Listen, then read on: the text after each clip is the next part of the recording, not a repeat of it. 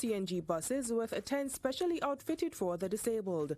Running on compressed natural gas, these buses reduce emissions while offering advanced safety features and Wi-Fi. Jamaica is driving in comfort towards a sustainable future.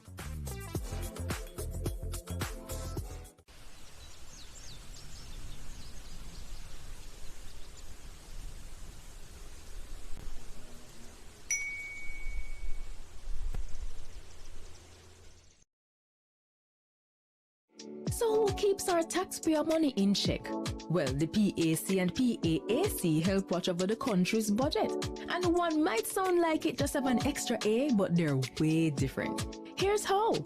The PAAC and PAC are two committees that watch the money. The Public Accounts Committee reviews government projects after them close. They do a post-audit check to see what problems arose with the costs and call officials to explain decisions that cause budget mismanagement. And then they recommend corrective action, so the problem will happen from when, not happen again. But what about the money we are spending right now, the PAAC? That's how Public Administration and Appropriations Committee pretty much means your money will protect as it happen, we check. While projects go on, things are accurate. As government spend the nation's budget, PAAC reviews it. They examine proposals and summon officials to find problems before them don't use it. So the PAC and PAAC are two parliamentary committees that watch over the country's wallet to protect the budget and keep it in check. And you can get involved. Just visit jampja.org. Send the something and come back. Back to sender. God, I thank you so much. Miracles await and miracles abound. Tune in every Sunday at 7 a.m. for your share of the Miracle Revival Hour with Reverend Dr. Blair. Come for the word, stay for the worship. Right here on PBCJ. Miracle worker, work one for me.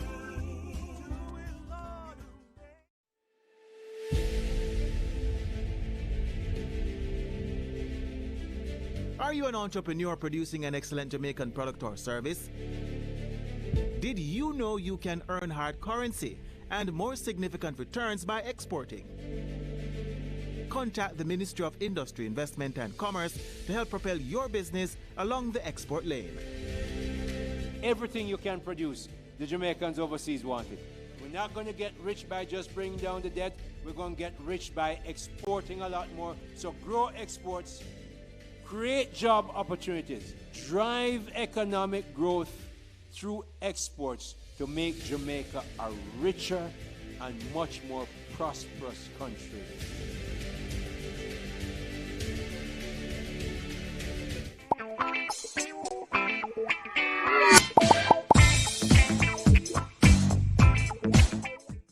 (2026), and we're here for another post-cabinet press briefing. And today, our main guest is someone extremely special.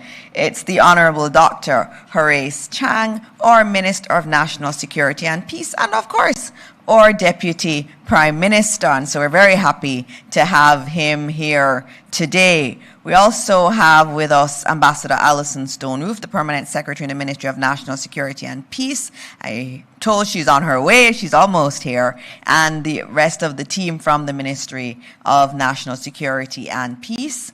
Dr. Kassan Drew, Permanent Secretary in the Ministry of Education, Skills, Youth and Information. I know there are other members of the team here, including Mrs. Terry-Ann Thomas-Gale, our Acting CEO. We have with us Deputy Commissioner of Police, Warren Clark. Very good to see you. And he is representing the Commissioner of Police, Dr. Kevin Blake. There are other senior technical staff and members of staff from supporting government ministries, departments, and agencies. We also have some members of the Youth Advisory Council of Jamaica that are here, and there are other students.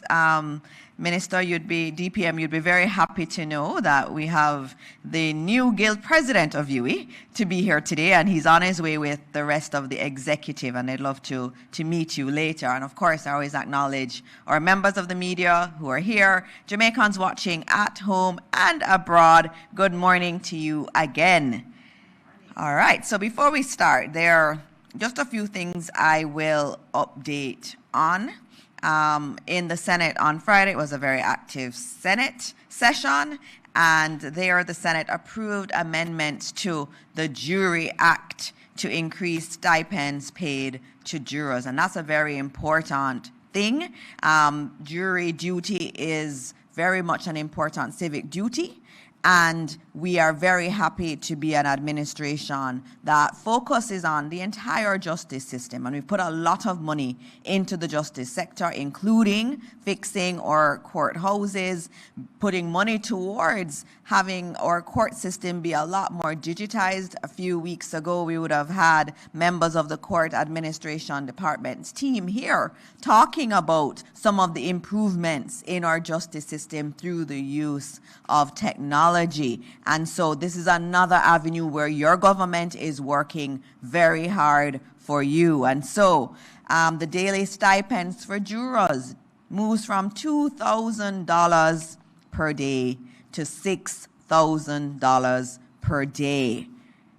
We've had so many persons who've done jury duty complain about the costs of being able to be a part of this important part of our justice system. But now we recognize that we've listened as an administration and we have acted. And I want to thank both houses of Parliament for their work in passing this amendment. In terms of the casino gaming regulations, those were also passed in the Senate. And we know that the casino gaming sector has been spoken about for a long, long time. And you have some who are in favor and some who are not so in favor of it. But when you read those regulations, they are clear that Jamaica is not running full speed ahead into casino gaming. There are dangers associated with it, and as the Prime Minister said, we are cautiously moving into this area. And so when you read the regulations, there are a lot of safeguards that are in the casino gaming regulations to protect those who are vulnerable, who would be susceptible to addiction, and also ensuring that the practices of these establishments are fair to the customers. And so I think that's a good thing that we've moved this forward. It's been talked about for a long time, and we have finally moved forward with this. And so in relation to the IRDs, which are our integrated resort developments, those big developments that have to, where an investor has to spend over $500 million US, those developments will be proceeding. We already had given our first order, which was to Princess, and Princess is open in Hanover, and now they can proceed to apply for their casino gaming license under these new regulations. There's a lot more to talk about. I know DPM will talk about the crime statistics. DPM, I often try to give the crime statistics here, the wonderful numbers, because we used to talk about it so much when the numbers were going up, but then we get silent when it's going down. And so every week I applaud it. I know DPM will tell you what they are, but as always, seems like every single time I stand up here, murders are down, shootings are down, robbery is down, and that trend is continuing. And so it is so much a pleasure for me to have our Deputy Prime Minister here.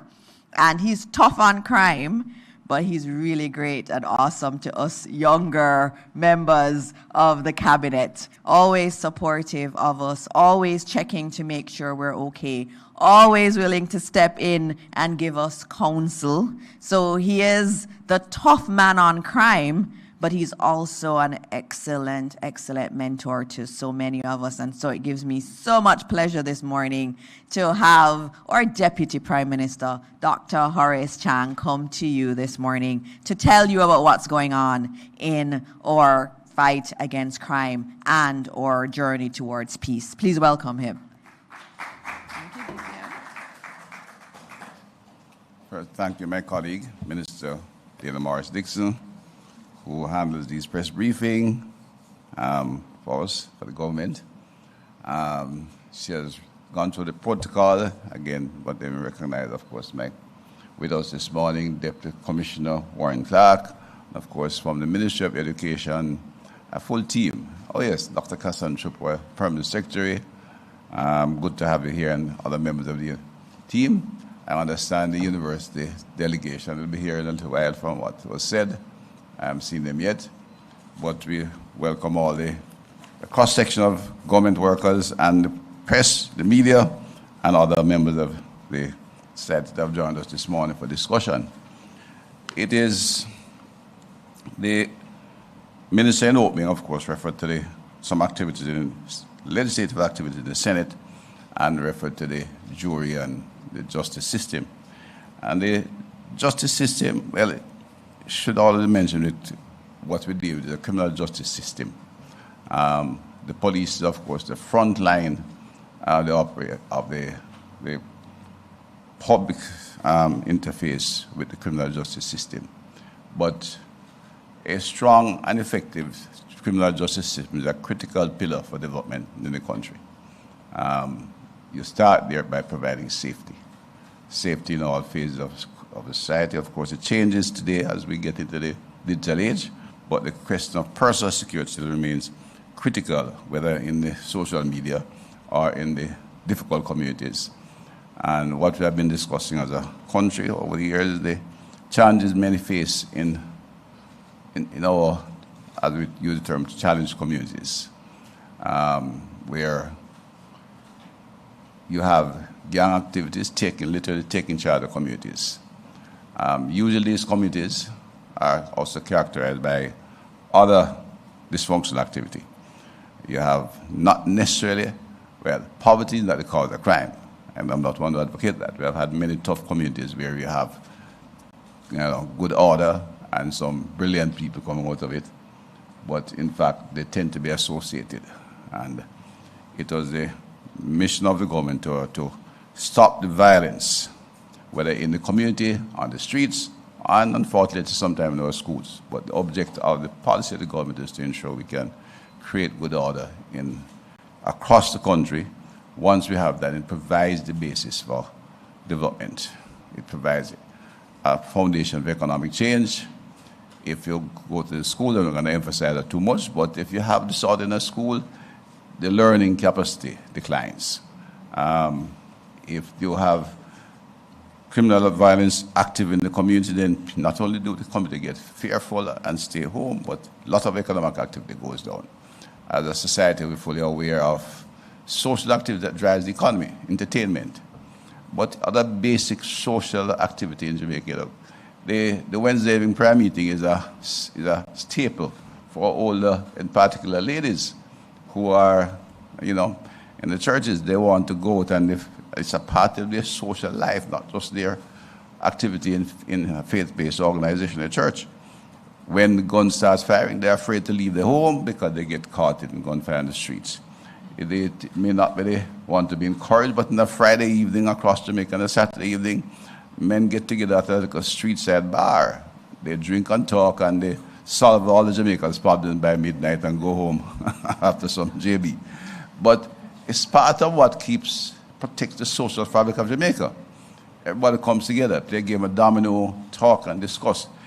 That's the kind of activity that we have to ensure continues. Those are, in fact, in my view, they are rights of Jamaican people. When you disrupt that, other things begin to happen that is reflective of social dysfunction.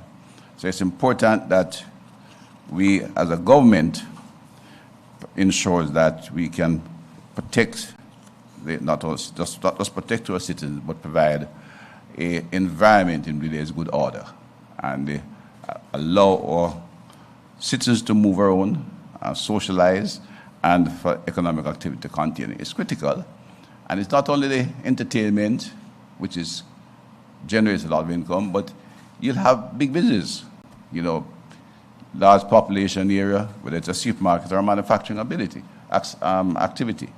You find it is important to take, in certain kind of jobs, take the job near to the community. And that means there has to be safety. If you wish to do a labor-intensive activity, you don't want to move it to a community, a spot that is 10 miles from your community. You have to take transport and move around. You want to get where the people live, And ultimately, to do it, you have to have peace and good order in those communities. So that is the essential core of our commitment and the work of the government in the area of security. Of course, we expand our scope. Beside, well, the government takes a keen interest in looking at how we can strengthen our justice system, because justice is the next step. But we also do work in the correction service, that those who actually breach the law, when they get to us, we don't just throw them in a cell and leave them there. We try to ensure they can be reformed and rehabilitated and reintegrated in the community. And we have been having some success there.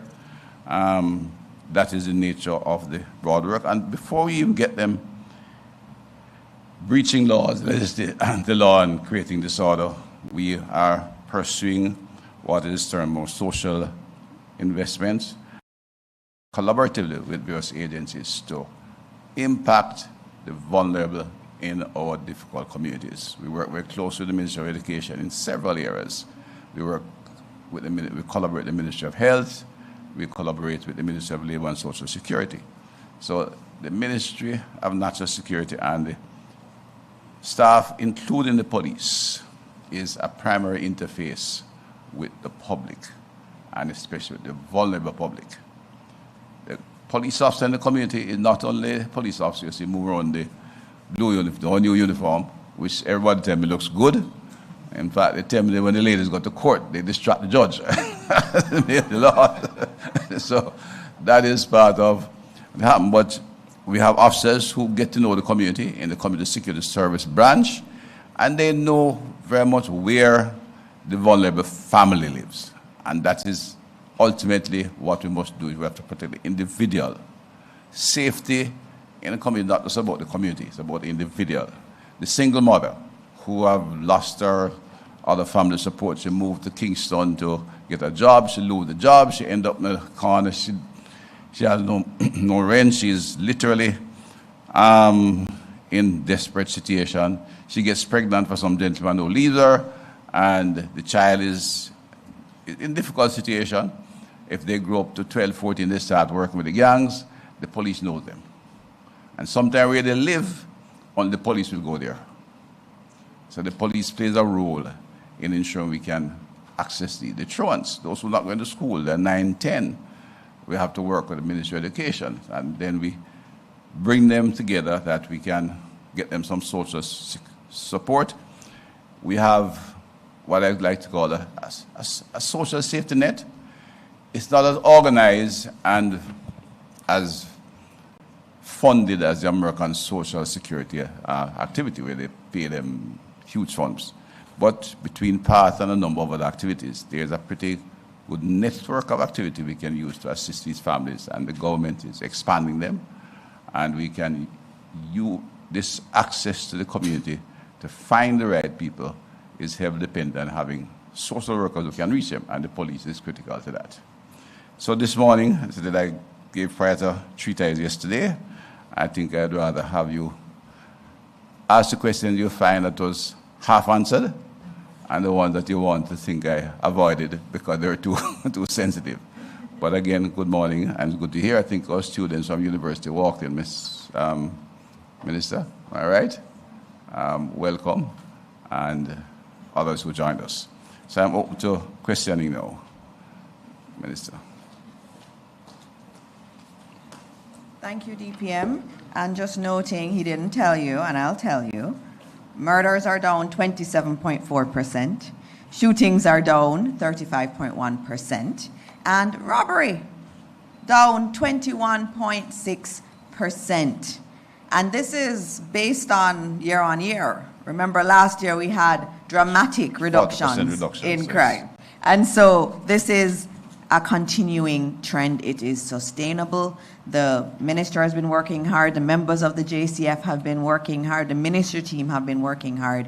And we want to commend you on all of that hard work. I just needed to note DPM, who is here. We have the UTEC Students Union reps here. The UE reps are still on their way. We need to teach them. They need to be on time. Also with us today, we do have some members of the Ministry of Education team, I had acknowledged the Permanent Secretary and the Chief Education Officer. We also have Richard Troop, our Director of Safety and Security. We also have Tamika McGrath, Senior Guidance and Counseling Officer for Region 1. We also have Anna K. Watson, Senior Officer, Health and Family Life. And you heard the Deputy Prime Minister say to you that he works very closely with the Ministry of Education in terms of addressing some of the concerns we do have in our schools. And in terms of the Ministry of National Security and Peace, they also have with them Dr. Aubrey Stewart is here, and we also have Charnel Henry, the Director of Communications, and we do have Superintendent Michael Lawrence also here. And everybody who is here can take questions. All right, so let's open up for the questions. Good morning, everybody. Good morning. Good morning. Mahiri Stewart, Nationwide News here. Question to, I guess, the Ministry of Education and Minister Chang.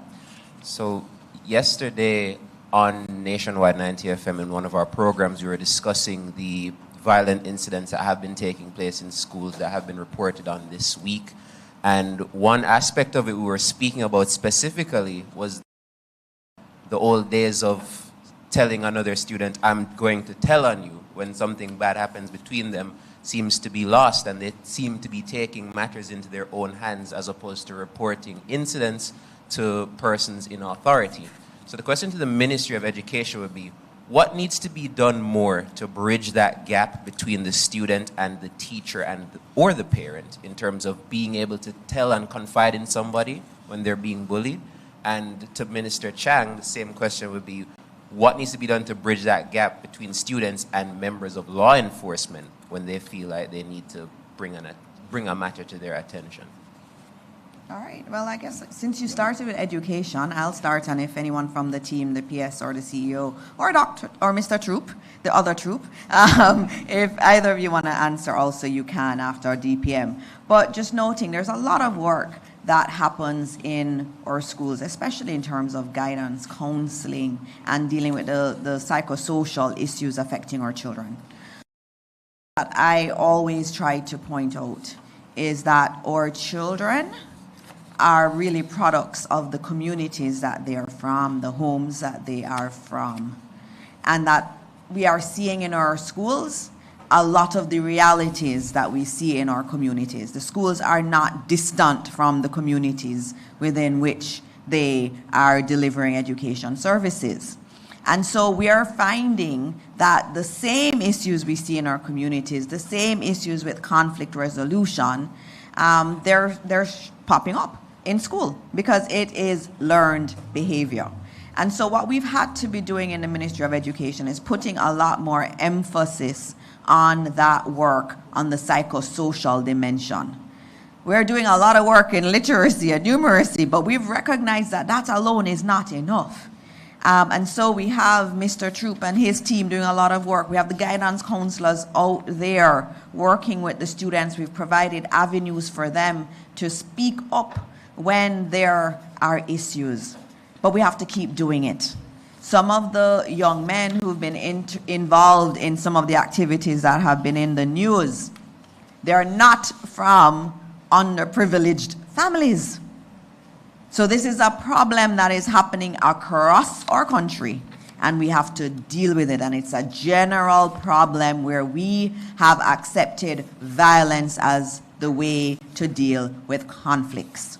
I know for me, I have DPM in our schools. We had an incident at one of our high schools in St. Anne, and you would have all heard about it, Ocho Rios High School. But the day before was Peace Day, where there was a lot of work done in that school. And then the day of the incident, the JCF team was there, working with our students. So we know we have to do more. We're going to have to do more, but there's a lot that's been put in place. But the work that DPM is doing on peace, that element of the Ministry of National Security and Peace, is very important because we're going to have to do a lot of work in our communities and with our families because, again, the school is just a reflection of what's happening in our society. DPM.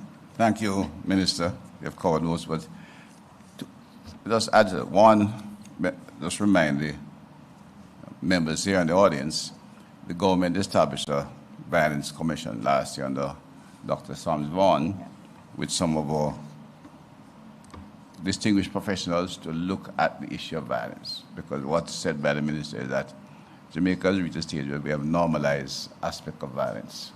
And indeed, we saw the murder rate going to 60 per 100,000, and there are people debated the need for a state of public emergency when the United Nations itself defines civil war at 36 per 100,000. Okay, and we are going way beyond that and arguing as to what we should do. We literally accept it and do some palliative activity. So the same thing has happened to across society, where a lot of individuals see violence as a solution to a debate.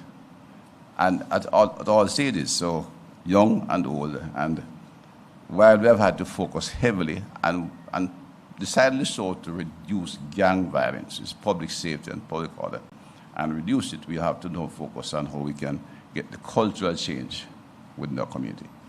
And that's where the peace dividend comes. We are working at it. It's not going to be easy, but we are where we have a lot of work to do. The other aspect, not a distraction, but the reality of modern life, of course, is social media. And social media is the latest form of, documented communication. That was a real revolution in civilization, the creation of the printing press, which is thousands of years ago when human beings could document their experience, changes, put it somewhere you can get it from, into a big book, library, onwards into computer, and now social media. So some other things we see quickly and what tend to determine how we think are maybe the minority issues, because what goes viral, and that's something normal. Even good things, it has to be extremely good. So if someone comes and runs as fast as Usain Bolt, it will go viral. But you get a Jamaican winning gold medal all over the place, but they are still not reached to the level of a Usain Bolt, and we take it for granted. That's just I don't know, it's maybe a good feature of Jamaica. Our expectations from our people are extremely high in whatever we do. So we have to realize some of the things we see out there is not as widespread an image, but that's what gets put out there. We're not ignoring it. We have a whole police officers we call school resource officers, which we intend to expand. They're specially trained, and they go into the schools and assist in terms of disciplinary matters and working with the guidance counselor, not just to provide an ear, but as I said, to identify the problems and work with case managers, which we have as part of our system, to solve the problem with the family. And that is something we're going to scale up and expand on, working closely with our education in the community, because we have to get in there. It's a major problem, and as you get murdered down to levels I'm referring to, we are getting, when you get below 500, you'll begin to have a significant number of what we call issues of domestic violence that cause murder. We have one parish this year where they had a dramatic decline in the last 2025. This year they seem to have gone up a bit. And St. James, in fact, when you look at the extra numbers, 7 of them were the result of domestic conflict. And that meant the numbers in terms of shooting was pretty much down. The mission to accomplish that we have maybe put in the portfolio piece, but it is a multidisciplinary requirement program, and we have to get to it's a whole of government activity. Because what you're looking at is almost a cultural shift. How we became like this will take a whole day and a debate. Because, as a rural Jamaican, your days and you have none. Even urban, even urban with the big yard, the grandmother was the center of discipline, and everybody would know. I said in the old proverb, the whole district would raise a child, or the whole yard would raise, because everybody protect the children, The church was a central part of our social activity. And if you have a dispute, you would go to one of the elders. And if it is that bad, you may even talk to a police sergeant or corporal, not necessarily the station. The school principals, the pastors, etc., were a kind of focus within these communities. Unfortunately, that times have passed. And we find kids not only knocking over each other with shears that can kill, they have knives, they have other weapons, sometimes even a firearm, which may be carrying for someone. We are aware of it. We have done work with the ministries to not only have social workers, case managers, we have trained members of the working population in psychosocial, psychiatric aids, giving them skills in psychosocial, recognizing emotional activities at an early stage so we can begin to get them in the system and catch them before they go extreme. But it's work in progress because cultural change doesn't come by legislation or even by successful apprehension individually. It takes time, changes in our approach to work, and also changes within our own systems, from education to public health to policing. And two more questions to Minister Chang. In terms of the body-worn cameras, we know that they have been procured, but in terms of training the officers to use them, can you give an update on how that's been going so far? And the second question would be, I know not too long ago there was a bit of a row between you and civil society groups based on some comments you had made that they did end up condemning in a joint statement. Have you been in dialogue with any civil society groups since then to try and bridge the gap between the ministry and civil society? First of all, we don't deploy any of our police equipment and the officers are trained. In fact, there's a whole suite of training activities that have been introduced by the Commissioner in all areas, including social work, but also including in hard policing, so the use of non-lethal weapons, but the use of firearms. So when I say if you engage the police in conflict and they shoot at you, they're not like to miss. We make sure they're trained when they're going on the road. Similarly with cameras, and they're all trained to use them. What I have said, and will repeat, is that the Commissioner have to decide where they're deployed. Research has been done. A lot of elements of SATECON planned operation. All police operations are planned, right? When we do road traffic checks, it comes under what we call a national coordinated road check system. A big, major operation and a very important operation because gangs travel between different townships. Montego Bay and Kingston gangs interact. When we do the national road traffic checks, criminals stay home. Reduce murder. It was one of the mechanisms we picked up firearms from cars because they would send their firearms in innocent-looking cars ahead of them on buses, etc. When we initiate a national road traffic check, what we mean is that every police division simultaneously puts out checks on the road. So you'll drive into Montego, you pass 5 or 6 checks on the road in a squad led by a corporal to check, and it has worked. So those officers, sometimes one will have cameras. On the other hand, we have an operation plan. We're going to visit a difficult area at 3 o'clock in the morning because you hear some murderer who has killed 12 people is in the community. And he moves around rapid like anyone. The hunted moves faster than the hunted. You know. You can't send an officer in there just with a marked car with lights blaring. They're gone. So you send a special squad in there, they're at risk. They'll be killed if they're not careful. And they can't go with cameras. Cameras will make them a target. They might find somebody, they might find nobody. The police does that all the time. So it has to be the decision of the Commissioner of Police who wears the camera, where and when. It's part of police equipment, like anything else. So we buy the cameras, we provide them, the police use them. Now, we have an interest as government, and I'm a minister. I've done research on it. Cameras are used in particular by policemen who interface with the public. When you go, if you're going to a dance, a huge crowd, if you're on the road, the road checks are important. In our station, the road checks are particularly important. Taximen, well, let me put it that way. When last have you seen a video? Because they used to go viral with a policeman and a taximan fighting. or a policeman have to be beating up a taximan. They don't. When the taximan see, or any driver, that's the taxis, I'm not demonizing the poor taxi guys who are struggling, see a police with a camera and stop a car, they behave themselves. You don't get this string of colorful words and all that is there and what they can do.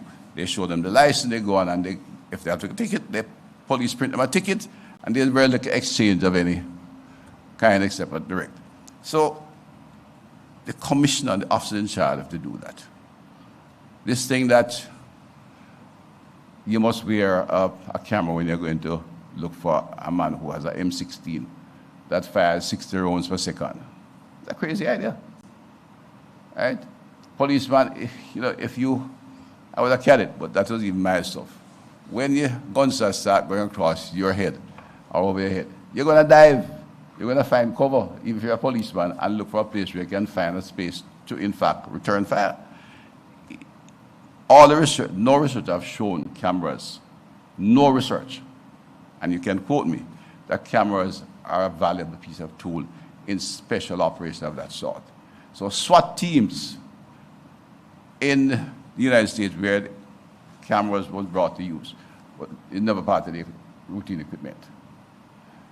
The cameras are brought in the LA police, in fact, and they're assigned in particular in the elements of the police should be comparable to our PSTB team, because there were a lot of profiling being done by police officers in the United States, and they put them on cameras with the sound, and they were able to identify and track what was happening when they would stop any driver. And the idea was police officers who had a racist tendency would stop any black driver they see.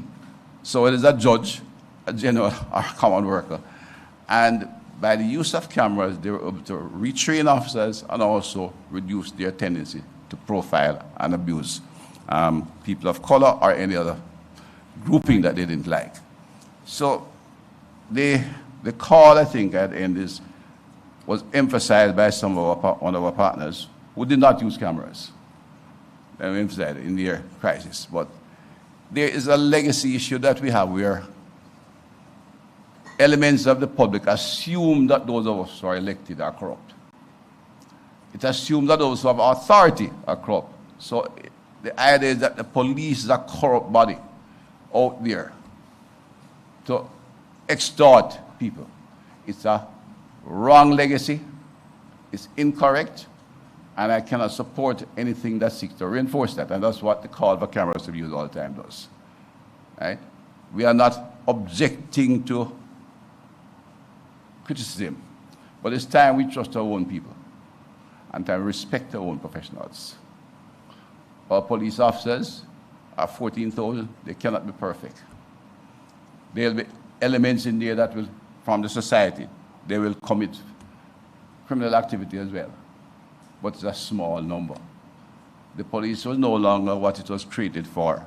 The police was created as a body by the colonial authorities, the employer, big, tall, strong black Jamaican, to protect the properties of the English, the bushels of the day. You recall, until independence, no police officer could go beyond an inspector. There was no gazetted rank for Jamaican because it was not considered that they were good enough, bright enough, and strong enough to be officers. We cannot carry the legacy of that thinking with us. All right? On the other issue, which is, I went off with this. Civil society. No, we're not that different. Civil society is civil society. I'm an elected official. I was a member of Rotary Club before. Got elected. That's civil society. Without a gap, there's a difference. Not a matter of gap or contention. They have a role to play, but I think they have to play it responsible. And if they fail to do so, I'll say so. And I say their persistence of making judgment calls on police officers in difficult situations before there is a proper investigation is wrong. I've said it yesterday, it is immoral, and it is undermining of police in difficult situations, and it put police officers at risk. And that is my concern. I will repeat what I said. I recruit officers from difficult areas. In fact, we get a lot of officers from challenged communities because it's still true our students from working class families especially young men, who cannot afford to go to college. University, you're aware, even teachers' college can be expensive. It is free, easy to join the police force. And many see it, especially before we were able to do a little better for them in their working condition and compensation, as the best route to get to improve your base in terms of going to police, take time, study. And we have seen lawyers, business elements, actuarial scientists come out of the police force. Because they would join the force, they get a salary, and they go to evening class until they can get first degree and continue and get scholarship and grow. We still have those facilities. We think by creating a better environment, we retain more police. In fact, last year we had the lowest resignation. Am I right, Deputy? We one of the lowest levels, although we have more police officers. So I cannot have anyone, whether they are half pastors, deacons in, half-color pastors and civil society people who have a big platform, to jump up and say policemen are shooting people irresponsible. No, I'm not going to accept that. It's wrong. And I'm not going to accept it. They are free to comment because the police misbehave. And if they conduct themselves in the wrong manner, the society must provide a voice. But we also have, as a country, some of the most robust oversight bodies. But we keep wanting to have more and more oversight. In fact, we are preoccupied with oversight rather than results. I want results. And I could be inclined to give leverage because of the results. And that's why Indicom and other civil society groups exist. When my constituent, a retired gentleman who is a good tradesman, he's running like a sidewalk shop, is crying on my literally before me. His daughter have to take up outsourcing work, which takes off at 1 o'clock. And he tell me he needs the police in Norwood. Why? Because his daughter, when she leave work 1 o'clock, she can't come home, so she has to find some place to sleep downtown in one of them 2-hour brothel. That's what he's faced. And you're going to tell me, no, I must go. I have to argue with the police who is going to take the criminal out of Norwood, who will rape his daughter and shoot her. It's just not consistent. They are free to investigate. Indicom got a budget last year, what? I gave an additional over $200 million in the budget. They are given a full budget. They have investigators, and they have the training. And as I said before, look, the Indicom man has the shooter, the policeman himself. He have the gun, he have the bullet, he have the victim, and the crime scene supremacy. Policemen find a dead man on the road out there, so have to find and solve the murder. They must go do the work. If they convict the police officer, they're free to comment.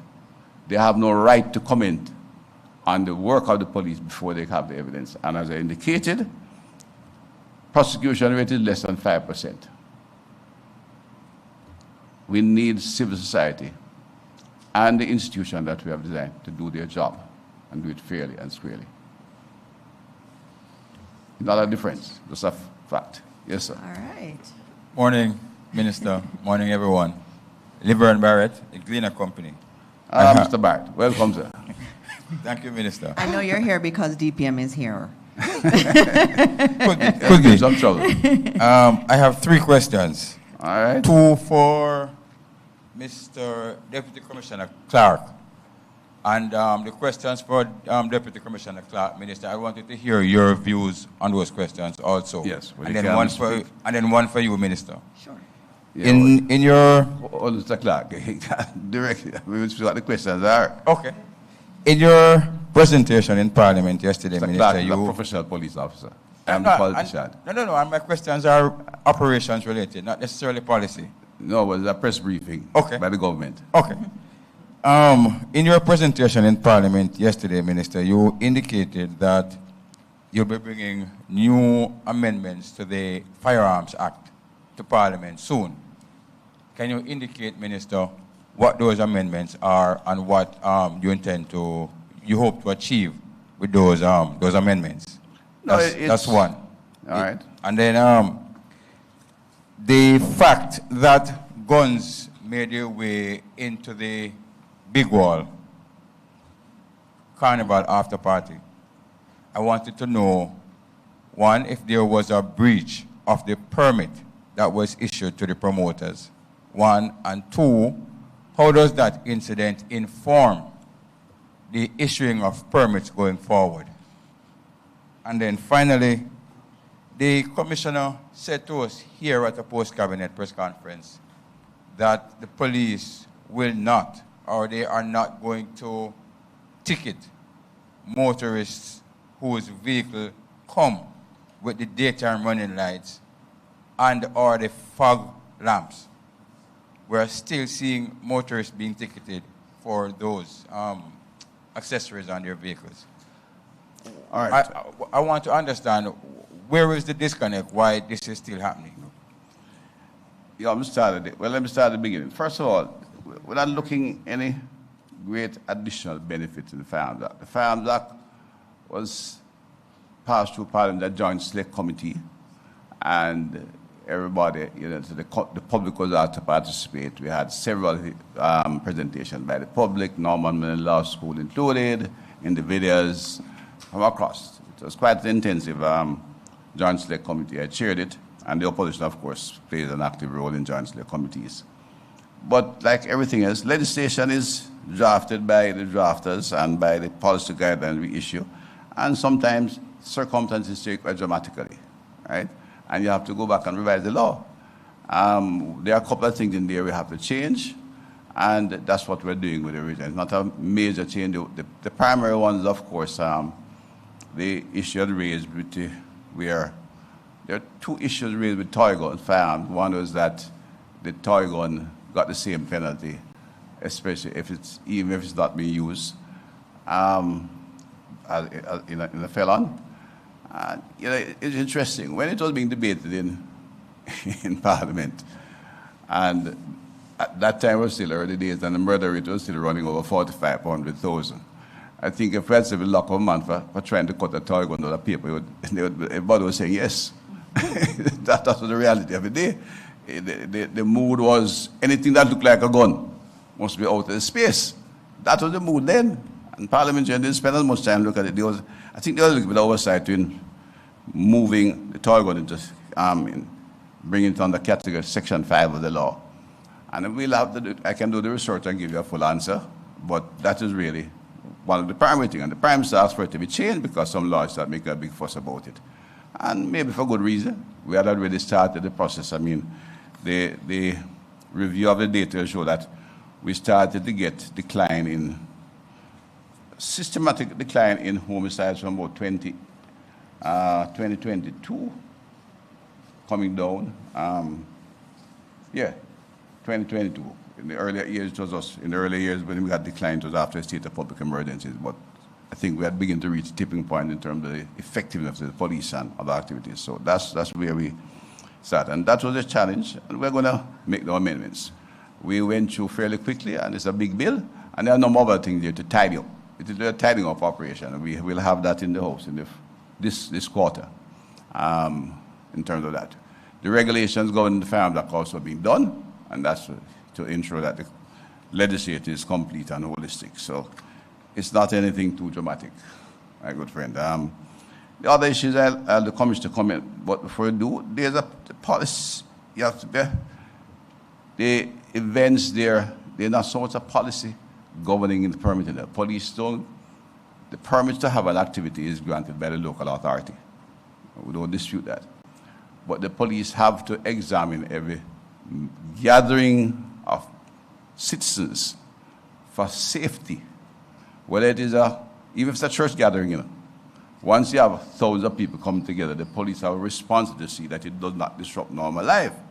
So you examine it for traffic congestion and, in this case, risk of that. And there was a practice pursued, and I let the comment there, that big organizer of big entertainment activity would engage the FLA to bring their armored vehicle and would engage a number of police officers to be there, collect licensed firearms. And they themselves would have somebody search with They required equipment that when people come in, they couldn't bring unlicensed firearm. I think we're already getting a bit relaxed because the murder rate is where it is. That's all that's happening. And we just have to tighten up again. Bear in mind, and why I take the question before I ask to comment, when we say permit may be issued by the parish owners, but you cannot have this dance, everybody make nice.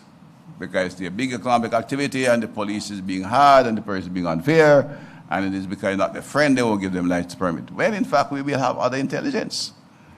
You know, police are aware that producer over there is linked with a particular gentleman who has money, but he is calling with another gentleman over there. And the gentleman over there going to say, well, if he's having a dance, I don't want him to have one. I'm going to shoot up the dance and make sure when my dance come on, I protect it. That kind of thing happens, and the police get information and say, well, you can't have a dance here. As well as, so, you know, any activity that an entertainment activity can be used to cover criminal activity, whether it's rinsing money, whether it is allowing for expansion of conflict, whether it is just a location that will create congestion, and in just a public order, the police have the right to interface. Nice, we have the right to interface.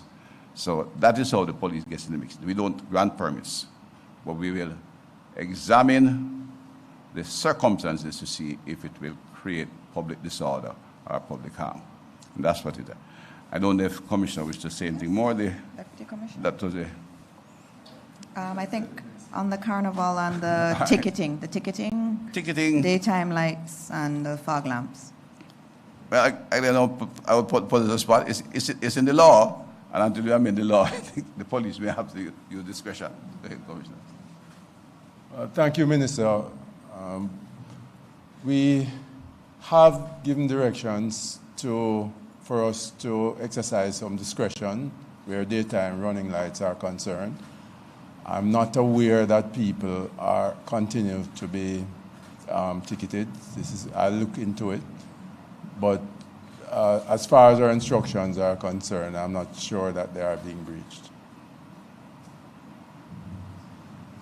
All right. The Commissioner said he'll give them a break, but not at the time. The law allows them to do it.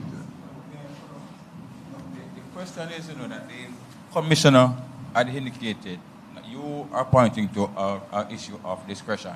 The Commissioner had said to us here that instructions were given that where the vehicle comes fitted with the daytime running light or the fog lamps, not the ones that people install, the ones that come fitted on the vehicle, that they would not be prosecuted. And that's what we're still seeing. Okay, so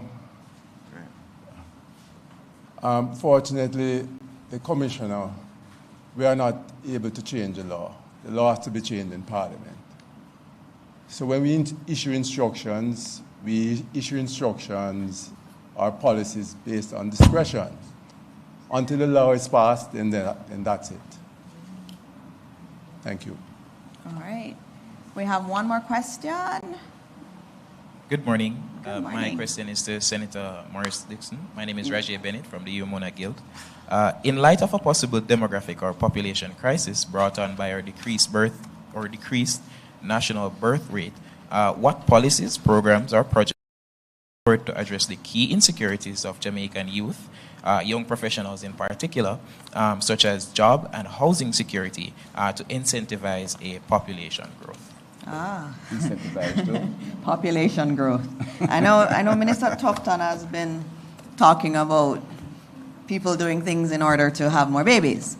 But I think it's a problem that we've seen, not just in Jamaica, it's in many other countries that we see this phenomenon of the declining birth rate.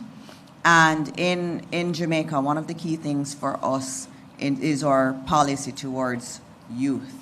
It's a very important part of our policy. You're here at a post-cabinet press briefing with your Deputy Prime Minister right here, and you're able to stand up and ask questions. We're really actively working to improve the status of our young people in Jamaica through things like this, through issuing more scholarships and our support to our tertiary institutions.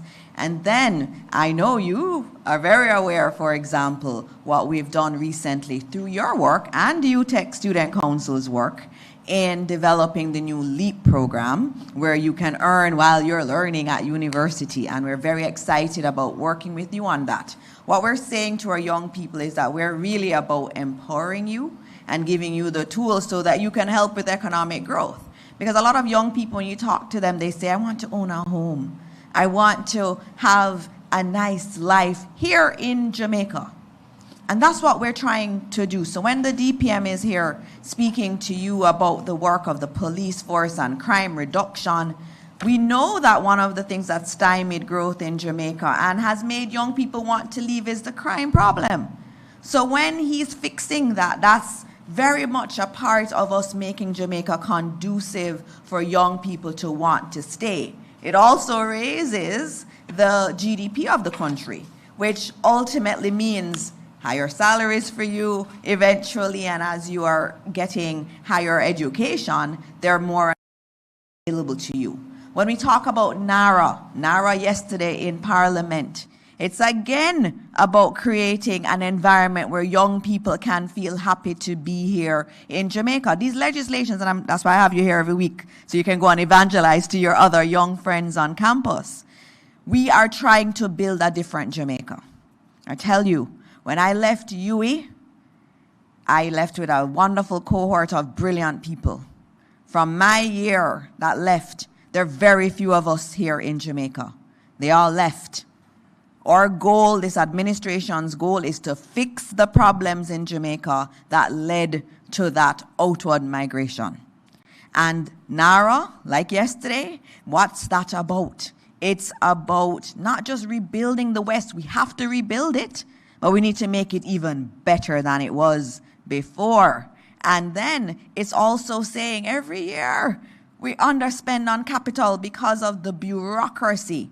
Let's really give it a fighting chance over the next few years to get lots of development projects happening so that we can transform Jamaica in a big way. So young people, you have to look at these things, look at these pieces of legislation, look at what it means for you and your future and what it is we are trying to build in Jamaica. So when you talk about the declining birth rate, a lot of young people say, I don't want to have children, it's expensive and all of that, and I want them to grow up in a particular environment.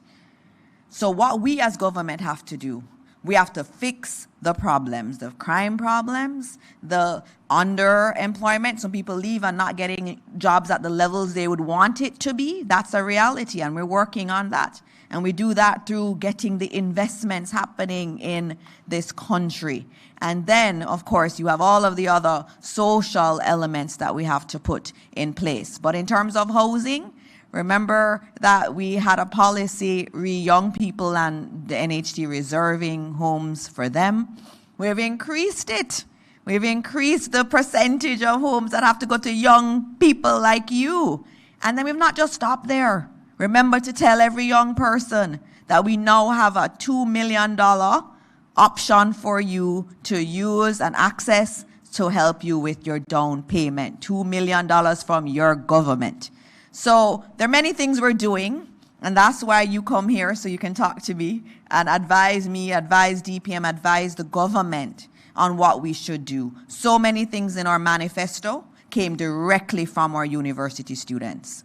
So we're listening to you. We don't say we have it perfect, and we want to hear more from you. We've invested a lot of money in you.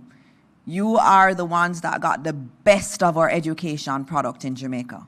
And we're expecting you to help us by saying, from all of this learning, how we can make Jamaica the country that you want to raise your children in. All right. All right, so you want to answer to DPM, please? If I interfere a little bit, it's good to hear a member of the university student body, Guild, I assume. Yes. And what I think I'd advise to do, that besides saying to Minister, what can we do? It is, you're at the stage where your mind is supposed to be most creative. Oftentimes reflecting a little bit of rebellion, and nothing wrong with that. I was guild president at one stage. But it's also good for you to look at the issue on a broader scale. Your leadership should understand you can study the issue of declining population in Jamaica, why it happened, because it happened for a good reason. When it was a problem, they said Dr. Lemaire's Two is Better Than Too Many. Was considered a world-leading program and adopted by others who couldn't get it done properly, and especially he was in fact a Catholic, so just at the whole cross-section of society accepted it. Now, it has led to a stage where we feel we don't have enough. But is that a fact? Have you examined our population, the productivity levels, what needs to be done to see that we can optimize the opportunities for those who are here to really generate more economic activity? You have a lot of questions that can be answered, and it's a good place to do them, is why you're still a student. And still more costly than when I was there, without a scholarship, unfortunately. But still be costly, but it's opportunity that offers up people studying. We have 700,000 people who are not in the labor market. Why are they not there? What can be done to bring them in? And you might find that we have more than enough. We need more. We have more than enough jobs for those available. They're just not capable of the labor market. So it is a good question to ask, but I think it's a good opportunity to apply your minds across the various faculties and do some work, present some hard-core facts and good analysis that what we need to do now as a country that will prevent the impact of what we see as a, in brackets, declining labor force. Right? So, DPM, and I'm sure your minister will help you, know.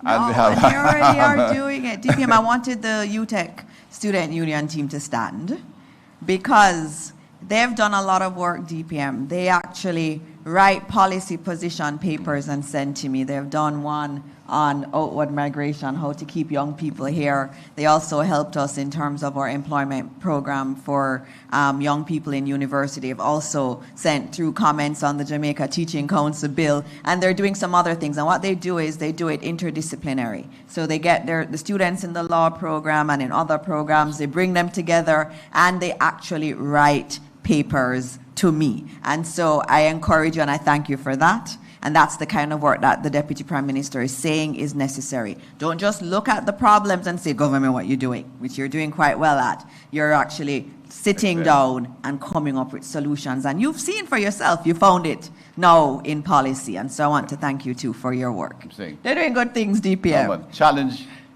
the traditions. Yes. And I'm very serious. Those who are with here, that's why I speak of legacy issues. Right. We're a colonial country. We are ex-slave society. There are a lot of things that we say we accept as normal which need to be changed. We have had at least one politician to challenge a lot of social values, and it was good to do so. There was a lot of political excitement in campus in those early days. But we have not sat down and thought out what I call the Jamaican value system that is for stability, development, and social order. In other words, we still accept a lot of the colonial values as important, and therefore you stay with them, rather than look, what do we need to amend this to ensure justice, but is a Jamaican flavor, right? Yes. That's why I said that earlier, we tend to have, a lot of time we tend to disrespect our own. Yeah, we do. Or when we get authority, we abuse it because we carry subliminally that Jamaicans, A, cannot exercise authority properly, or B, that if, you can, you disregard those who, you exercise with a certain level of coercion, which is not necessary. It requires, while you're at the stage you're at, when your mind is still unbruised by the various challenges outside of society, just do what you have to do to raise some challenging questions. We're not going to accept all of them, but we won't in this society, but bring some come. Minister Morris is green at this time, so you'll find a very ready recipient for new ideas and new things. Then she will have to argue with me, what can we do and why we don't get it done. We're trying to get through. But she's very receptive to new ideas, and I enjoy seeing young minds challenge some fixed traditions that need to be changed. Yes, good to have you here. Thank you, and Minister. And I need to acknowledge the Youth Advisory Council reps who are here. Can you stand? They are advisors to me. I've been working to put them on boards so that they get board experience also, and they can also advise on how we can make Jamaica even more receptive for young people. So thank you for being here too. Thank you. All right. Well, I hear there are no more questions, DPM. Thank and you. so as we close out, I know you remember this, DPM. Today's Administrative Professionals Day. And I know all the time, all the credit usually goes to those at the top of organizations, but no organization functions without our admin professionals. And so we want to say a happy Administrative Professionals Day to everyone who works in this area, and just reaffirming that you are a part of the success of any organization, and especially in government. We could not be talking about all this success without you and the work that you do. And so as we end today, as always, I pray that God will continue to bless this wonderful country that we call Jamaica, land we love. Thank you. Thank you, and thank you all. Thank you, DPM.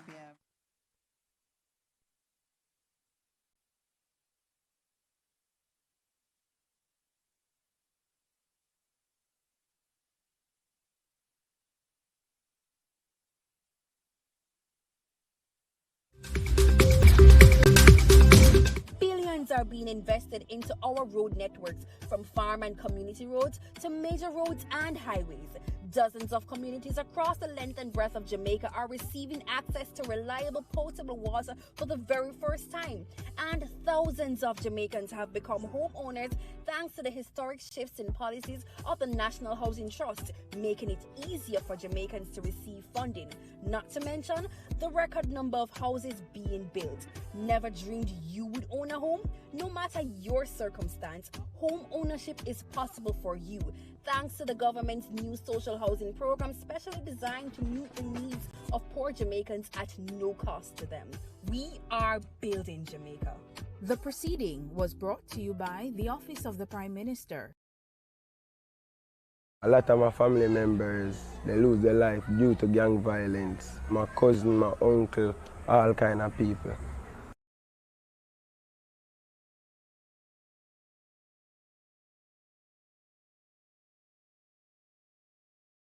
I lost one of my eldest brother last year. Some man passed by and shot him up.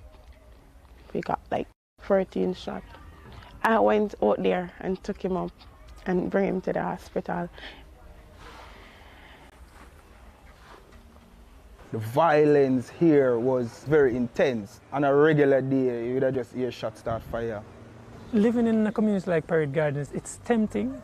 The negative sometimes is all around you. I was running the liquor store for about a year and a half until a shooting took place by the shop. And I kind of took a break from the community because the same people you feed today, the same people turn against you tomorrow, you know? People get up every day and they would have cuss or they would have find time for argue or fast in people's business. So that's actually a ghetto. That's the lifestyle of a ghetto. The devil is the idlers, things to do. I'm knowing to find something for me to do. They can't tell me for anything, I'm going to do it. That is me. I was a violent person, in trouble or trying to make money. Doesn't mean you're a bad person, it just means you're ambitious and you just went about it in a negative way. I lose Will father by the bullet. I lose my nephew in 2017 by the gun. I lose my boyfriend in 2017 by the gun. The community cannot grow economically, socially, and even spiritually, but due to the violence, because it poses a strain. Whenever there are, rival factions are having violence and so on, we had gunshots oftentimes. Sometimes we didn't go to school because there were gunshots going on, and it tends to be very unpredictable. But even outside of that, there is a lot of violence. There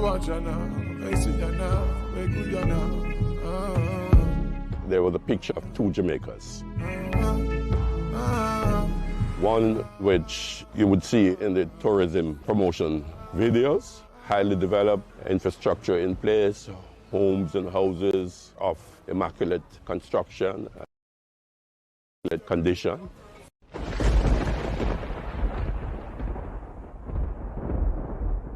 When the storm rages and the world feels shaken, remember, our strength lies in unity. It's in coming together share. The following is brought to you by the Office of the Prime Minister. Jamaica is changing right before our very eyes. Across the island, billions are being invested into our road networks, from farm and community roads to major roads and highways. Dozens of communities across the length and breadth of Jamaica are receiving access to reliable potable water for the very first time. And thousands of Jamaicans have become homeowners thanks to the historic shifts in policies of the National Housing Trust, making it easier for Jamaicans to receive funding. Not to mention the record number of houses being built.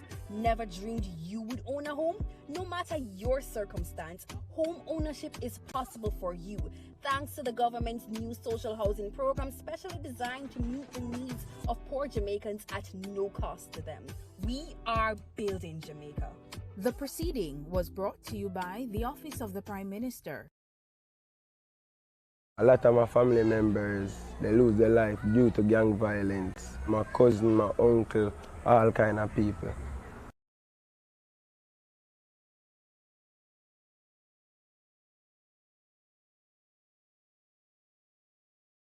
I lost one of my eldest brother last year. Some man passed by and shot him up.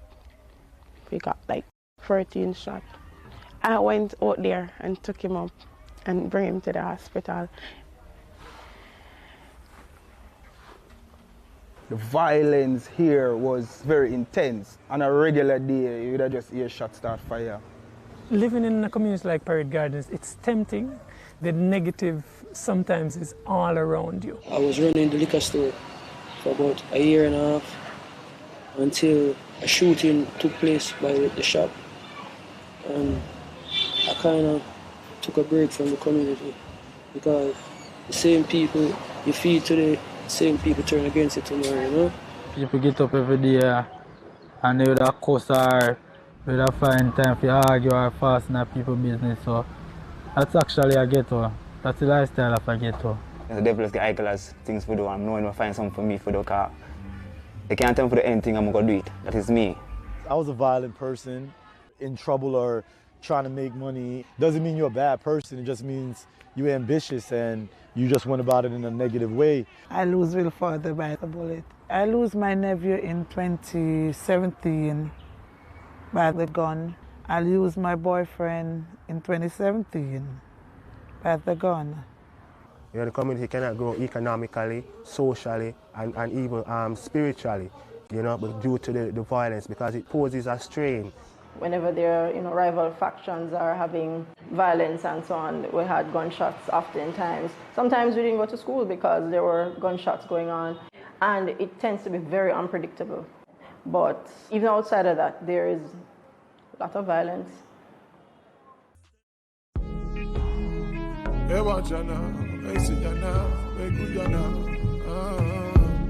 was a picture of two Jamaicas. One which you would see in the tourism promotion videos, highly developed infrastructure in place, homes and houses of immaculate construction and immaculate condition. And then there was this other side, not necessarily far removed from those communities in which most of the residents in those communities are of good economic means. Jamaica to me is a fabulous country. I love the geography of Jamaica. There are mountains, there are beaches, there's rainforests. Everywhere you look, there's something in nature that gives you something remarkable. Jamaica has that vibe. You know what I mean? As Bob Marley said, it's just a natural mystic. But it is a land of contrasts, and it speaks well beyond the stereotypical